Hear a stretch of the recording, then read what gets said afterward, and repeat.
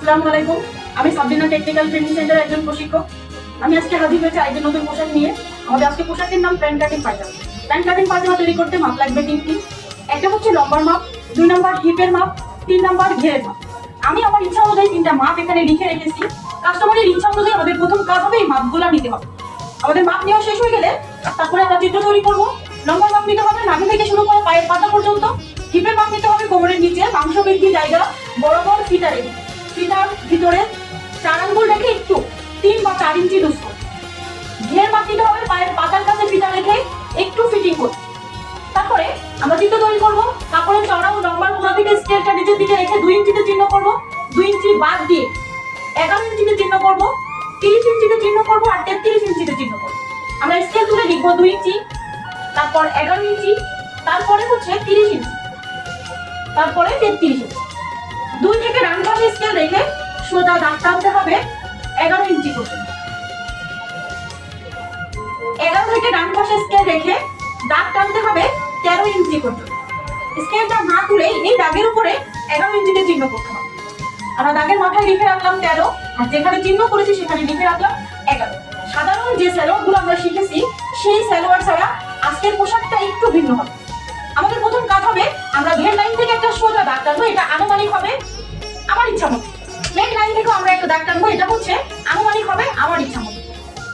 এরপরে এখানে যে হিপ লাইনটা আছে স্কেলটা রেখে এখানে আমাদের হিপ আছে কত ইঞ্চি? 13 ইঞ্চি। 13 অর্ধেক চিহ্ন করতে হবে। তাহলে 13 অর্ধেক কত হয়? 6.5 ইঞ্চি। আমরা 6.5 ইঞ্চিতে চিহ্ন করব। চিহ্ন করার পর সঙ্গে সঙ্গে লিখবো আমরা 6.5 ইঞ্চি। এবার 6.5 থেকে স্কেলটা প্লেট লাইন বরাবর রেখে সোজা একটা দাগ দিয়ে নিব। এটার জন্য আমাদের আলাদা কোনো মাপের প্রয়োজন পড়বে না। এবার হচ্ছে আমরা ঘেরের মাপটা নিই। ঘেরের মাপটা নেওয়ার জন্য আমাদের ঘের কত আছে? 12। তাহলে 12 অর্ধেক কত হয়? 6। আর সেলাইয়ের জন্য আরো 1 ইঞ্চি বেশি, তাহলে 6 আর 1 কত হয়? 7।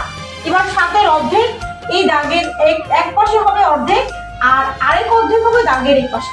এখন দেখেন দাগের এক পাশে আমরা 7-এর অর্ধেক নিব 3.5 ইঞ্চি আর অর্ধেক নিব এই পাশে 3.5 ইঞ্চি। তাহলে আমরা কত নিয়েছি? 3.5 ইঞ্চি।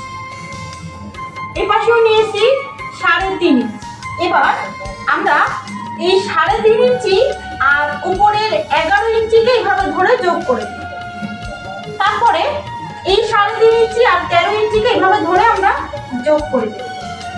তারপরে উপরের 11 নিচের 11 আর আমাদের কাপড়ের চওড়াটাকে যোগ করে দিই। বাকি থাকে আমাদের এই দাগটা। এই দাগটা আমরা সোজা করে প্লেট লাইনের সঙ্গে যোগ করে দিই। দেখেন আমাদের চিত্র করা শেষ। এখন আমাদের বাকি আছে শুধু হাইয়ের শেপটা দিতে।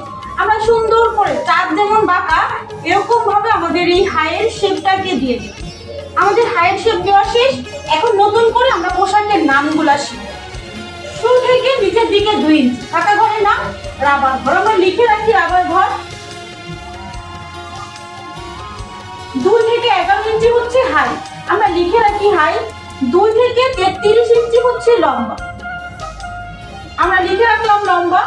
11 থেকে 13 ইঞ্চি এইটা হচ্ছে হিপ লাইন।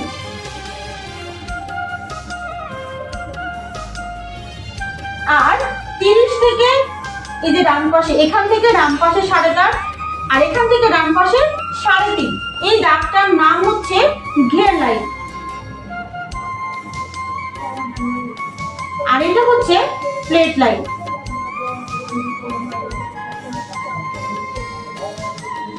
2 থেকে ডান পাশের 11 ইঞ্চি হলো কোমর লাইন। এখন দেখেন আমাদের একটা সংখ্যা বাদ গেছে, সেটা হচ্ছে 6.5 ইঞ্চি। এই 6.5 ইঞ্চির নামটা হচ্ছে মধ্যবিন্দু।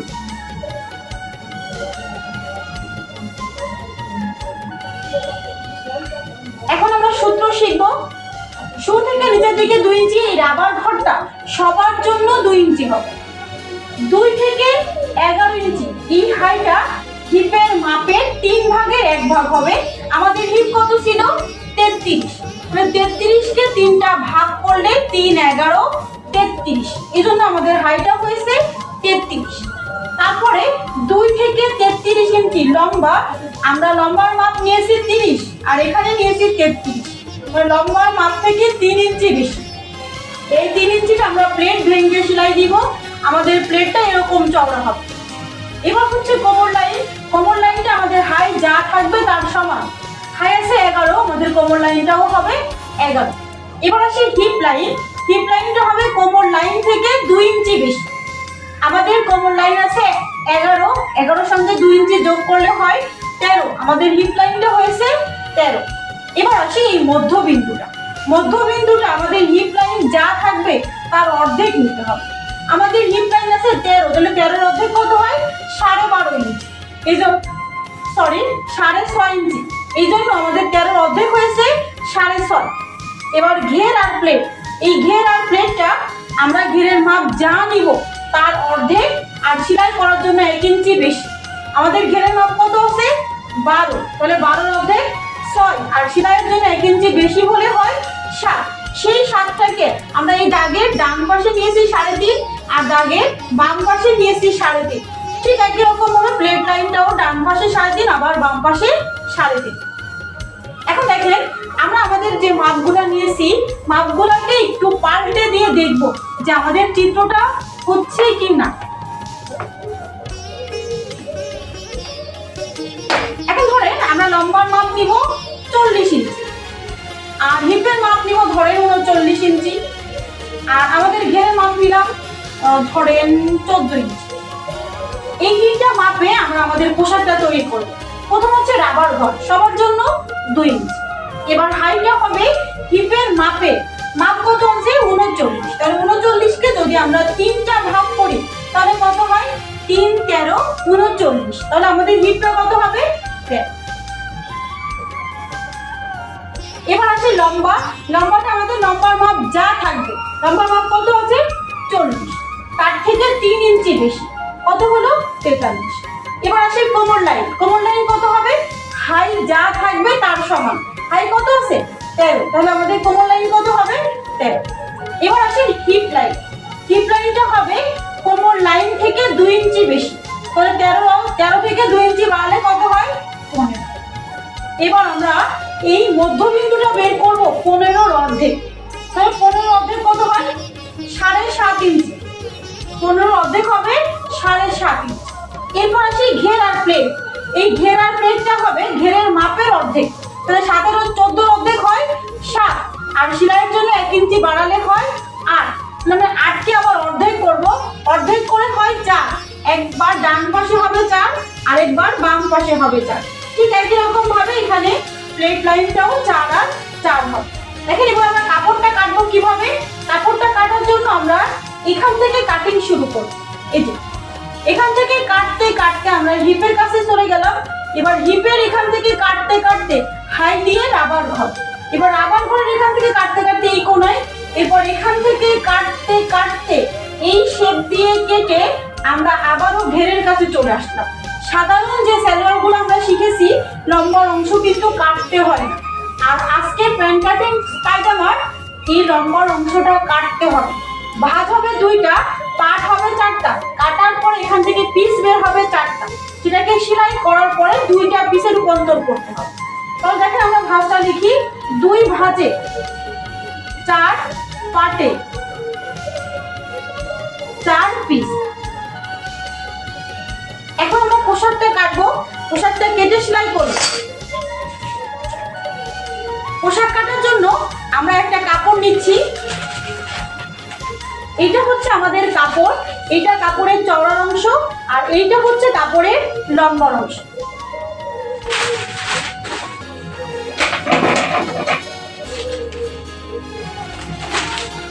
এই যে আমি কাপড় নিয়েছি, এইটা হচ্ছে কাপড়ের চওড়ার অংশ, এটা হচ্ছে কাপড়ের লম্বার অংশ। আমরা কাপড়টার মাঝখান থেকে একটা ভাঁজ দিব। এই যে আমরা কাপড়টাকে একটা ভাঁজ দিলাম, একটা ভাঁজ দিলে 2টা পার্ট হবে। এই যে ভাঁজ দিয়ে নিলাম। এবার দেখেন এটা চওড়া এটা লম্বা, আমরা এর ভিতর দিয়ে আবার আরেকটা ভাঁজ দিব। তাহলে আমরা ভাঁজ দিচ্ছি 2টা, পার্ট হচ্ছে 4টা। এখন কাটার পরে এখান থেকে আমাদের 4টা পিস বের হবে। সাধারণ সালোয়ারের মতো কিন্তু 2টা পিস বের হবে না। এখন দেখেন আমরা চিত্রটা তৈরি করি।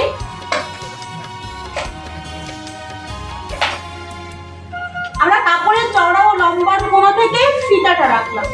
রাখার পরে 2 ইঞ্চিতে রাবার ঘরের চিহ্ন করব। 2 ইঞ্চি বাদ দিয়ে আমাদের হাইটা যা হবে সেখানে চিহ্ন করব। তারপরে লম্বার মাপ থেকে আমি আরো 2 ইঞ্চি বা 3 ইঞ্চি বেশি নিব। এবার আমি কোমর লাইন নিব। কোমর লাইনটা আমাদের হাইট যা হবে তার সমান হবে। এবার আসি হিপ লাইন। হিপ লাইনটা কোমর লাইন থেকে 2 ইঞ্চি বেশি হবে। এখানে আমাদের কোমর লাইন যা আছে সেই সংখ্যায় চিহ্ন করব। আমি একসঙ্গে এখানে মধ্যবিন্দুর চিহ্নটাকেও করে নিচ্ছি।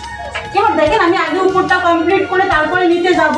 সুন্দর করে আমরা উপর নিচ যোগ করে দিলাম, মানে কোমর লাইন আর আমাদের হিপ লাইন আর উপরে রাবার ঘর।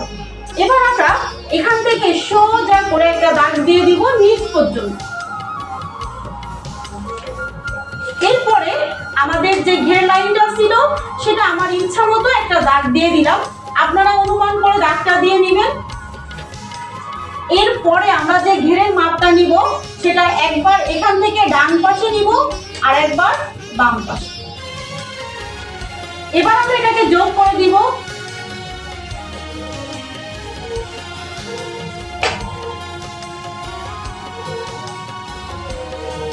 এরপরে আমরা এটাকে প্লেট লাইনের সঙ্গে একবারে মিলাই দিব। এবার আমরা সুন্দর করে এখানে হাইট শেপ দিব। এবার আমাদের কাপড়টাকে কাটতে হবে। কাপড় কাটার জন্য আমরা এখানে প্লেট লাইন ব্যবহার করব। প্লেট লাইন সমান থাকলে কাটার দরকার নেই। এরপরে আমরা কাপড়টা কাটবো এই যে এখান থেকে, এই যে চলে আসলাম।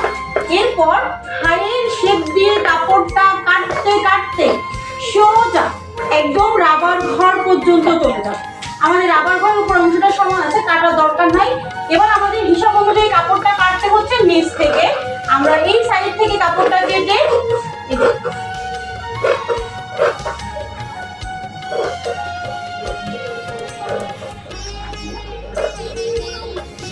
এখন দেখেন আমাদের হিসাব অনুযায়ী এখানে কাটার দরকার ছিল, যেহেতু সমান আছে কাটার দরকার নাই। এটা আমরা সেলাইতে ঢুকাই দিই। এখন দেখেন এখান থেকে আমরা 4টা পিস বের হওয়ার কথা। এই যে এটা বন্ধ থাকার কারণে আমি 4টা পিস বের করি নাই। যদি আমরা এখান থেকে কেটে দিই তাহলে কিন্তু 4টা পিসই বের হবে। যদি আপনি চান এখান থেকে কেটে দিয়ে 4টা পিস বের করবেন, আপনি বের করতে পারেন। যেহেতু আমাদের আবার সেলাই দিতে হবে, না কাটলেও হবে। এখন আমাদের কাজ হচ্ছে যে রাবার ঘরটা ছিল, রাবার ঘরের এখানে কাপড়টাকে ধরে সুন্দর করে একটা ফুটোর চিহ্ন দিয়ে নিব। এই যে ফুটোর চিহ্ন দিয়ে নিলাম। এরপর আমরা এটাকে সেলাই দিব। প্রথম সেলাইটা হবে আমরা যে প্যান্ট কাটিং এর এই যে কাপড়টা কেটেছিলাম ঠিক রাবার ঘর থেকে শুরু করে একদম প্লেট লাইন পর্যন্ত। তাহলে আমরা সেলাইটা দিয়ে নেই। একদম রাবার ঘর থেকে শুরু করে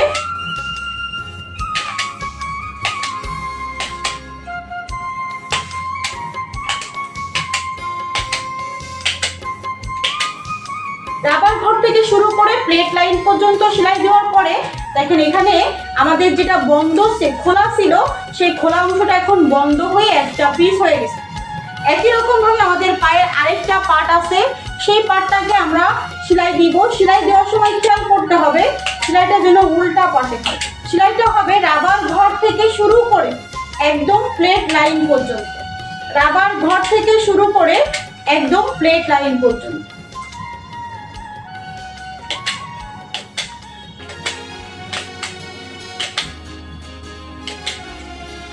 আমাদের প্লেট লাইন পর্যন্ত সেলাই দেওয়া হয়ে গেলে পোশাকটাকে আমরা সোজা পাটে নিয়ে আসি। আমি পোশাকটাকে সোজা পাটে নিয়ে আসলাম। নিয়ে আসার পরে এই যে সোজা পাটের এর কিনারা দিয়ে একটা চাপ সেলাই হবে, ঠিক তার 2 সুতা দূরে যে আরেকটা চাপ সেলাই হবে। আমি দেখিয়ে দিচ্ছি চাপ সেলাইগুলো কেমন হবে।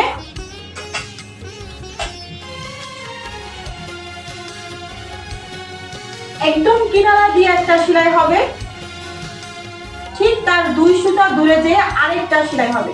এই যে এরকম 2টা সেলাই দিতে হবে।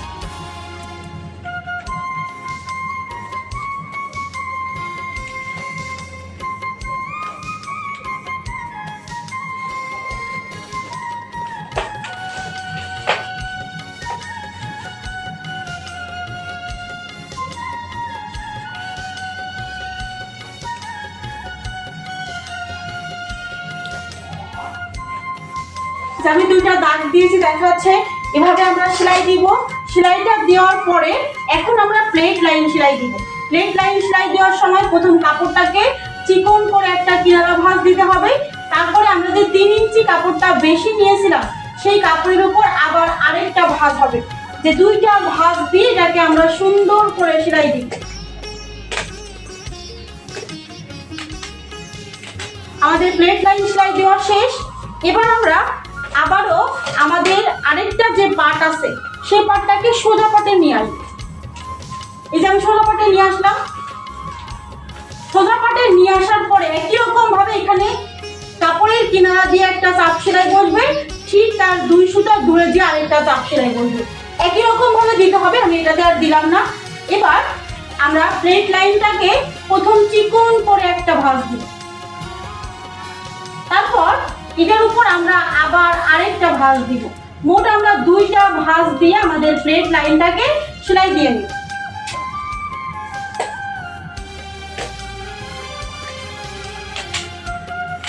আমাদের প্লেট লাইন সেলাই দেওয়া শেষ। এবার আমরা পোশাকের এই যে সোজা পার্ট নিব, আর এখানে আরেকটা পার্ট আছে, এই সোজা পার্ট নিব। সোজা পার্ট ভিতরে রেখে উল্টা পার্ট বাহিরে রেখে আমরা সুন্দর করে এই হায়ের অংশ সেলাই দিব। একবার ডান পাশের হাই সেলাই দিব, আরেকবার আমাদের বাম পাশের হাইটাকে সেলাই দিয়ে দিব।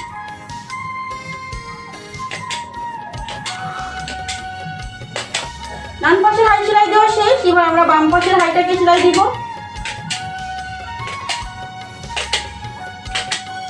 ডান পাশের বাম পাশের হাই সেলাই দেওয়া হয়ে গেলে মাঝখান থেকে আমরা কাপড়টাকে 2 পাশে টান দিয়ে নিব। এই যে টান দেওয়ার পরে দেখেন আমাদের পায়ের 2টা পার্ট বের হয়েছে। আমরা এক পায়ের প্লেট লাইন থেকে শুরু করে আরেক পায়ের প্লেট লাইন পর্যন্ত সেলাই দিব।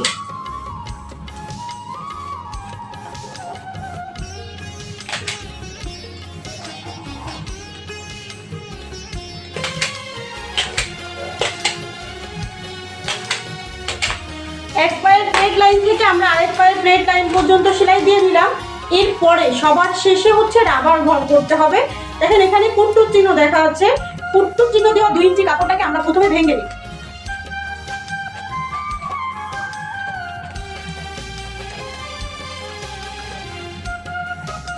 যখন এই 2 ইঞ্চি কাপড় আমাদের ভাঙা হয়ে যাবে তখন এই যে এখানে কাপড়টাকে আমরা কেটে ফেলছিলাম, এখান থেকে সুতা বের হবে। এই কাপড়টাকে চিকন করে কিনারা ভাঁজ দিই। দেওয়ার পরে এটার সঙ্গে চাপ দিয়ে ধরি। পুরো কাপড়টাকে চিকন করে কিনারা ভাঁজ দিয়ে কাপড় সঙ্গে চাপ দিয়ে ধরে সুন্দর করে ঘুরাই সেলাই দিব। নিচে 1 ইঞ্চি ফাঁকা থাকবে। এই ফাঁকা জায়গা থেকে আমরা রাবার ঢুকাবো। রাবার ঢুকানো হয়ে গেলে ওই 1 ইঞ্চি জায়গাকে আমরা আবারও সেলাই করে আটকে নিব। দেখেন আমাদের প্যান্ট কাটিং সালোয়ারে রাবার দেওয়া শেষ, আমাদের প্যান্টটাও তৈরি করা শেষ।